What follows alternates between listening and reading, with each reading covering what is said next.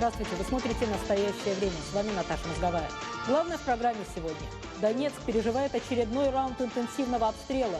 Генсек ООН призывает любой ценой избежать ухудшения ситуации. Марш мусульман в Чечне. Рамзан Кадыров выступил в защиту пророка Мухаммеда.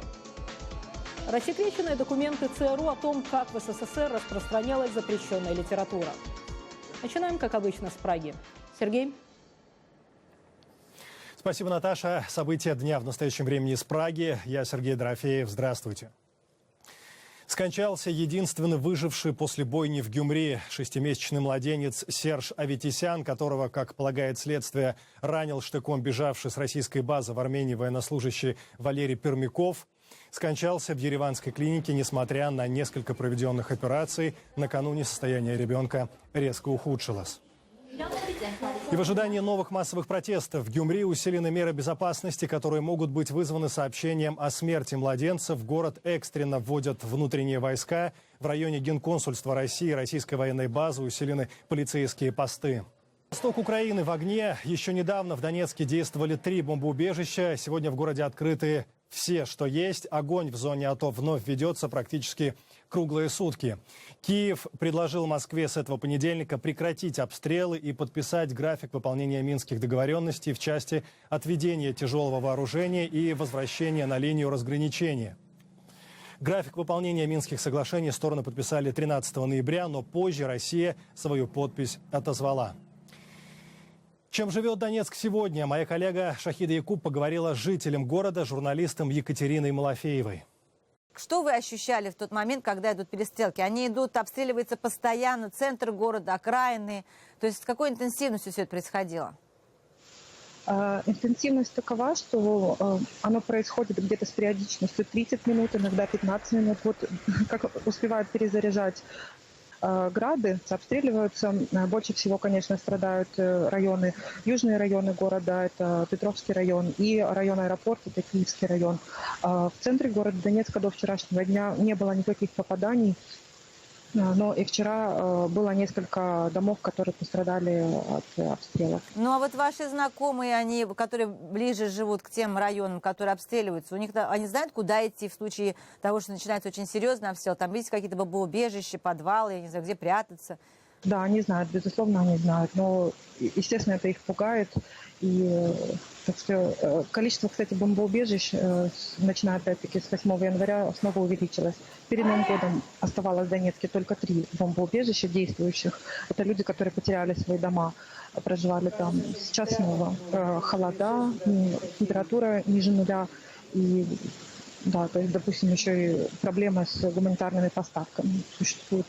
Так что снова увеличилось количество людей. А люди что думают? Вот вы сами или ваши друзья, как вы думаете, это еще долго будет продолжаться? Чего люди хотят вообще? Общее настроение людей таково, что все хотят мира. Естественно, все мыслят по-разному. Ждут, пока закончится война, но пока мы не видим никаких перспектив. Все хотят, чтобы поскорее закончилась. Спасибо большое, Катя. Лидер так называемой Донецкой Народной Республики Александр Захарченко, главный подозреваемый по делу об обстреле автобуса под Волновахой, сообщают в СБУ. Цитата: «Ему вынесено подозрение, он вызван и будет задержан украинским правосудием или международным».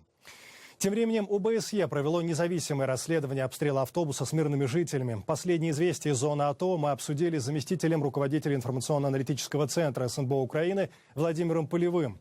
Беседовала моя коллега Екатерина Кочкина. ОБСЕ сообщает о том, что ракета, попавшая в автобус около Волновахи, была выпущена с северо-северо-восточного направления.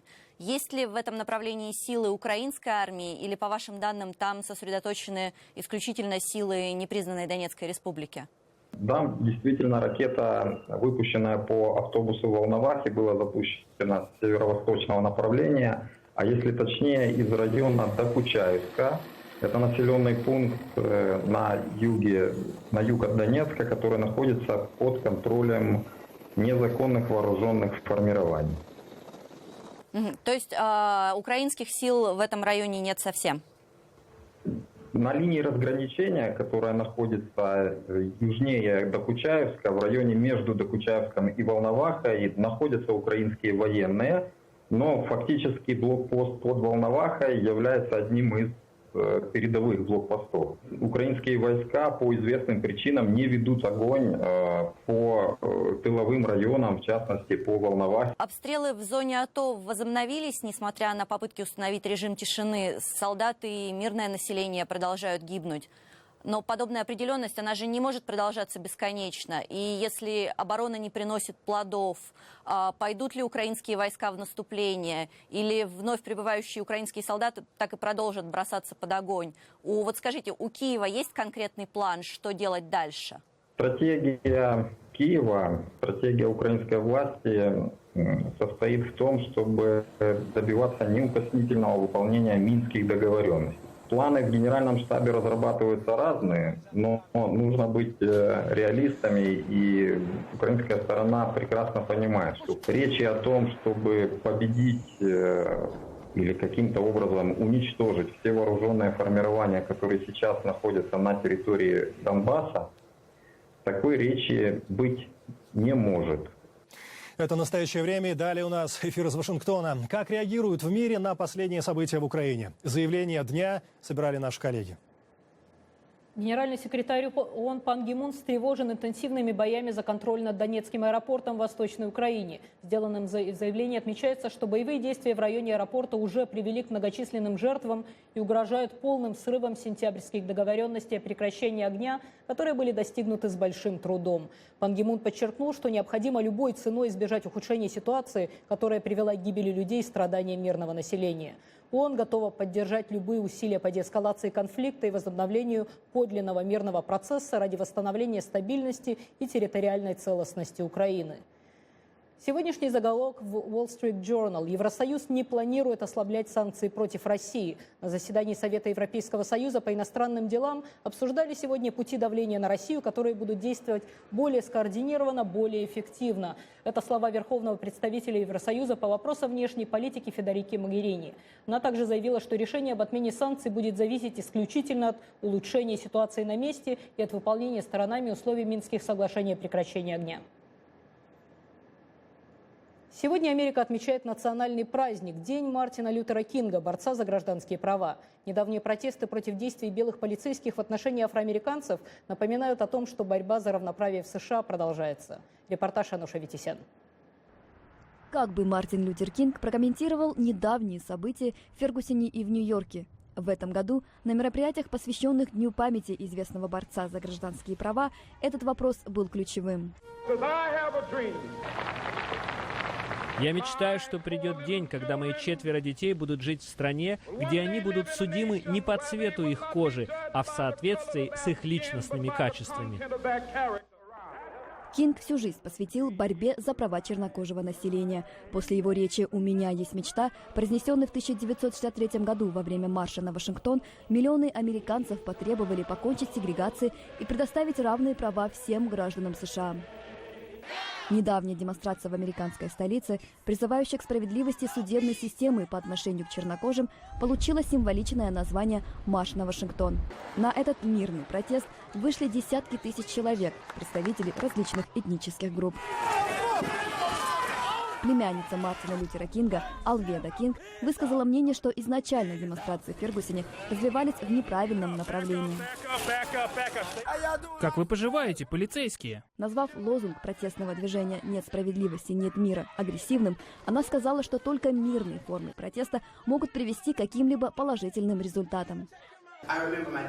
Я помню во время протеста в 1963 году, после того, как взорвали афроамериканскую церковь в Алабаме, мой отец стоял на машине с мегафоном и призывал всех не проявлять признаки насилия, не бунтовать. Точно так же я сейчас призываю протестующих в Фергюсоне и Нью-Йорке уважать людей, которые пытаются выполнять свою работу. Начать это можно, перестав называть полицейских копами. Критики протестного движения утверждают, что демонстрации создали в стране недружелюбную атмосферу по отношению к сотрудникам полиции и привели к убийству 2 полицейских – Рафаэля Рамоса и Вэн Цзиньлю. Феноменом протестного движения стал хэштег «Жизнь чернокожих важна», возбудив в стране споры о расовой дискриминации. Когда я вижу хэштег «Жизнь чернокожих важна», я думаю, что жизнь чернокожих мужчин, женщин, стариков, младенцев, жизнь всех, вне зависимости от расы, важна. День Мартина Лютера Кинга в США – федеральный праздник, который отмечается в третий понедельник января. Этот день был установлен в соответствии с законом, подписанным президентом Рональдом Рейганом в 1983 году. В честь этого события во многих городах проходят парады, в храмах звучат молитвы. Американцы, в том числе и президент со своей семьей, принимают участие в общественных проектах, нацеленных на объединение местных сообществ. Алведа Кинг говорит, что именно таким мирным и единым Мартин Лютер Кинг хотел бы видеть эту страну.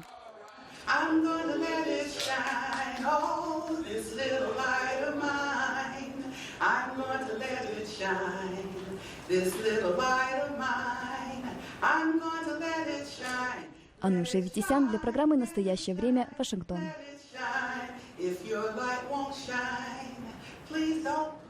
Город Грозный вышел на улицы. Передаем слово Праге. Сергей? Так и есть. В акции «Любовь к пророку Мухаммеду» и протест против карикатур приняли участие более 800 тысяч человек. Такие данные приводит МВД России. В чеченской столице ради протеста в сегодняшний день даже объявили выходным. 7 января в Париже исламские экстремисты напали на редакцию журнала «Шарли Эбдо», публиковавшего в числе прочих и карикатуры на пророка Мухаммеда. Погибли 12 человек. Позже братьев уничтожила полиция. После нападения мировые СМИ в знак солидарности опубликовали карикатуры на пророка Мухаммеда. Новый номер «Шарли» после трагедии также вышел с изображением пророка на обложке. Каким был этот день в Грозном? Из столицы Чечни репортаж «Рейтер». Екатерина Бучнева. Десятки тысяч мусульман в Чечне вышли на организованный властями митинг против карикатур на пророка Мухаммеда, опубликованных во французском сатирическом еженедельнике «Шарли Эбдо». Журналистов издания 7 января убили в редакции радикальные исламисты. Мировые лидеры поддержали прошедшие во многих странах акции в поддержку свободы слова под лозунгами «Я Шарли». В ответ на это глава Чечни Рамзан Кадыров анонсировал масштабное шествие в Грозном. Опубликованные в «Шарли Эбдо» карикатуры он назвал вульгарными и аморальными. Российское информагентство РИА Новости со ссылкой на федеральное МВД сообщило, что в манифестации приняли участие 800 тысяч человек. Это примерно в 3 раза больше, чем живет в Грозном. Что творится в Франции, вот этой карикатуры, это невыносима боль для каждого мусульманина. Просто мы сейчас хотим показать людям, что нужно жить дружно. Скандируя «Аллах Акбар», толпы людей устремились к самой большой мечети Грозного. Многие несли плакаты. На большинство из них было написано «Мы любим своего пророка» и «Руки прочь от пророка Мухаммеда». Я считаю, что это долг каждого мусульманина сегодня выйти, участвовать в этом шествии. Не для того, чтобы демонстрировать агрессию. И не для того, чтобы демонстрировать превосходство одной религии над другой, а просто демонстрировать, что добро больше зла. Выступавшие с трибуны религиозные деятели говорили в основном по-чеченски и читали Коран по-арабски. Обратился к собравшимся и лидер Чечни Рамзан Кадыров. Несмотря на борьбу с радикалами, критики видят в его действиях создание исламского анклава на Северном Кавказе.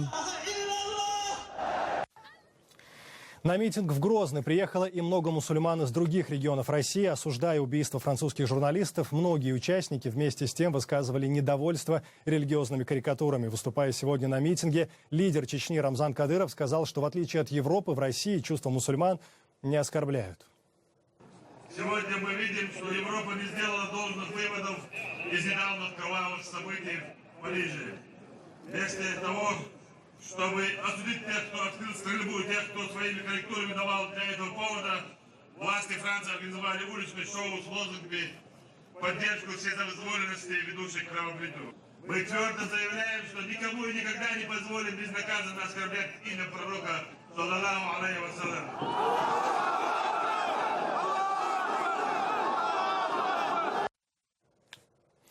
О том, где заканчивается свобода слова и начинается уважение религиозных чувств, мы говорили с директором татаро-башкирской службы «Радио Свобода» Римом Гильфановым. Рим, сегодня в Грозном на этот марш в защиту чести пророка Мухаммеда собралось очень много людей. То есть, согласно информагентству, приехали люди из Дагестана, из Ингушетии, даже из Татарстана, насколько я поняла. Чем вызван такая поддержка этого марша? Это же не просто как поддержка Кадырова, это же на самом деле что-то означает больше, чем Кадыров.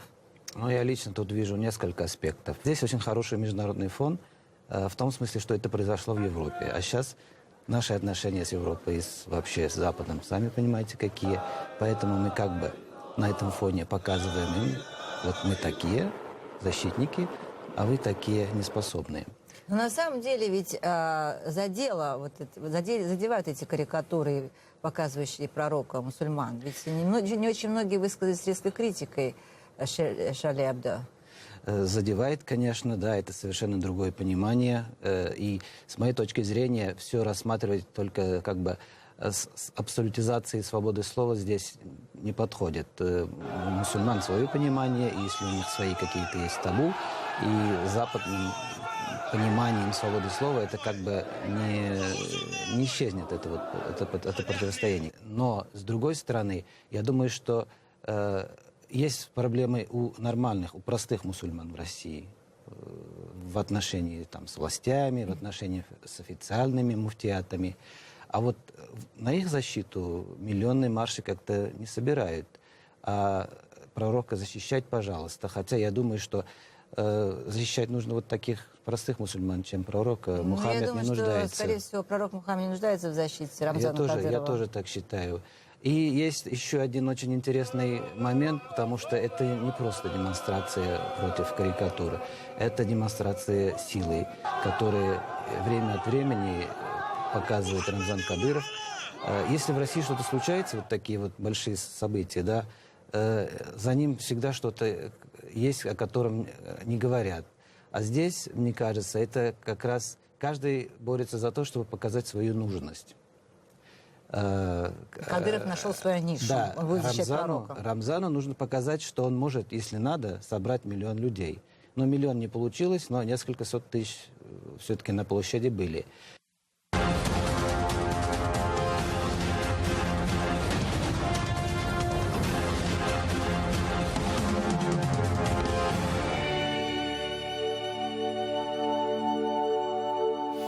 Комитет против пыток приготовился к ликвидации. Эта российская правозащитная организация не намерена работать в статусе иностранного агента, который ей присвоил намедни Минюст. По заявлению прокуратуры Нижегородской области, комитет, цитата, «дискредитирует правоохранительные органы России, оказывая содействие формированию общественного мнения о недопустимости применения пыток». Руководитель организации Игорь Каляпин заявляет, что работать в статусе иностранного агента оскорбительно и неприемлемо. Это была цитата. Интервью у правозащитника взял наш корреспондент в Москве Андрей Королев. Вот мы говорим о том, что в полиции есть преступники, мы говорим о том, что полицейские совершают преступления, и мы говорим о том, что Следственный комитет очень плохо эти преступления расследует. Почти 700 постановлений Следственного комитета отменено в судах. Прокуратура считает, что эта деятельность является политической. Агент – это человек, который действует по чьему-то поручению. Я за 15 лет ни разу ни от кого никаких поручений не получал. Кроме разве что президента Российской Федерации, по поручению которого наша группа в Совете по правам человека при президенте занималась разработкой законопроекта об амнистии в прошлом году. И, кстати, эту деятельность Комитету против пыток почему-то тоже вменяют в качестве политической деятельности. Нынешние проблемы правозащитники связывают с недавним конфликтом комитета с властями Чечни. В декабре Игорь Каляпин написал заявление в Генпрокуратуру России и Следственный комитет на главу Чечни Рамзана Кадырова, который пообещал высылать из республики родственников боевиков и сжигать их дома. И вновь время передавать слово в Вашингтон. Какие уроки из прошлого стоит вынести современным политикам сегодня? Ответить на вопрос помогут коллеги. Наташа, продолжайте. Да, Сергей, во времена Холодной войны Соединенные Штаты вели в отношении Советского Союза интеллектуальную подрывную деятельность, тайно распространяя в СССР запрещенную литературу. Об этом свидетельствуют рассекреченные недавно документы архива ЦРУ. Подробности в сюжете Вадима Оленичева. Американские разведслужбы — это не только супершпионы и радиоприемники в зажигалках. Как рассказали эксперты, имевшие прямое отношение к противостоянию двух миров в годы Холодной войны, культурной атаке на советские устои тоже уделялось значительное внимание. Начиная с конца 50-х годов, Центральное разведывательное управление США курировало издание и доставку в страны Советского блока литературных шедевров, запрещенных в СССР. Эта программа действовала до 1991 года и помогла нам покончить с коммунизмом в Советском Союзе. Однако сегодня по-прежнему существуют страны с репрессивными режимами, с контролем над СМИ, и наши усилия по предоставлению правдивой информации их жителям крайне важны. Наибольшее внимание, конечно же, уделялось произведениям политического характера. Первой книжной ласточкой стал роман Бориса Пастернака «Доктор Живаго» на русском языке. В 1958 году Пастернак как раз удостоился Нобелевской премии по литературе, а роман произвел международный фурор. Вслед за Пастернаком по тайным каналам ЦРУ на советское пространство начали проникать романы и других классиков мировой литературы – Оруэлла, Джойса, Хемингуэя, Эллиота. Такое проникновение свободной мысли в эпоху до интернета трудно переоценить. Участники конференции не решились привести какие-либо конкретные показатели того, в какой степени эта программа была эффективной. Однако, если верить их словам о том, что за 30 лет через железный занавес проникли 10 миллионов изданий, можно с определенной степенью уверенности утверждать, что с запрещенными книгами или с их содержанием ознакомились до 40% жителей Советского блока. Участники встречи рассказали о том, как миниатюрные 7 на 10 сантиметров издания тайно печатались в Соединенных Штатах и переправлялись в скромный книжный магазинчик в столице Австрии Вене. А уже оттуда, с соблюдением всевозможных предосторожностей, сотрудники западных ведомств и курьеры-добровольцы перевозили их по ту сторону железного занавеса в Советский Союз и страны Варшавского договора.